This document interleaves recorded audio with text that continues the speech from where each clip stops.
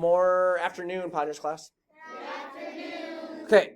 Multiplying a fraction by a whole number, 5.1. Can you multiply fractions by whole numbers? Yes. All right. Factors. Not fractions, but factors right now we're going to talk about. Factor is a number that you are multiplying, yes? Yes. So are the numbers you're multiplying. So 7 times 3, those are two numbers being multiplied, right? Yes. And they are called factors, yes? Yes. More importantly, though, I need you to remember or know that a factor is a number that easily goes into another number. Does 3 easily go into 21? Yes.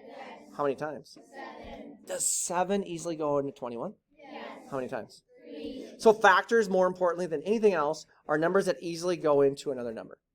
Okay? What's the answer? Or what's a product? What does it mean to reduce? What's it mean to simplify? Say, no, what's it mean to simplify? Reduce. Okay, so if I have the fraction 14 over 21, is there a factor that goes into both of those? What?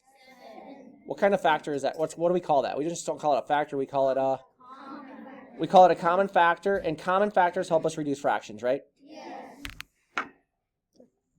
Understanding fractions. Underneath every single whole number, there is a what? 1. So if I said, hey, ladies and gentlemen, turn the number 5 into a fraction, you would simply do what? Add a fraction bar and a 1 underneath it, right? So 5 over 1 is the same as the number 5, yes? Yes. Okay. What if it's a variable? Same thing? Yes. Okay. The reason we're doing that is because when we multiply a fraction by a whole number, we want to turn the whole number into a fraction. So it makes it easier. So here is a fraction and a whole number being multiplied, right? Yes. If we simply put a 1 underneath that and rewrite it, we have a numerator times a numerator and a denominator times a denominator, right? Yes. Because we have to multiply straight across when we're multiplying fractions, yes? Yes. So we just make this whole number into a fraction.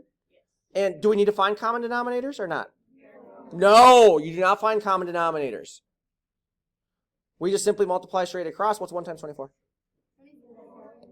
What's 6 times 1? 6. Is this your acceptable final answer? No. Why? We do not do improper fractions as answers. So 24 divided by 6, 4, yes? Yes. What does of mean? Multiply.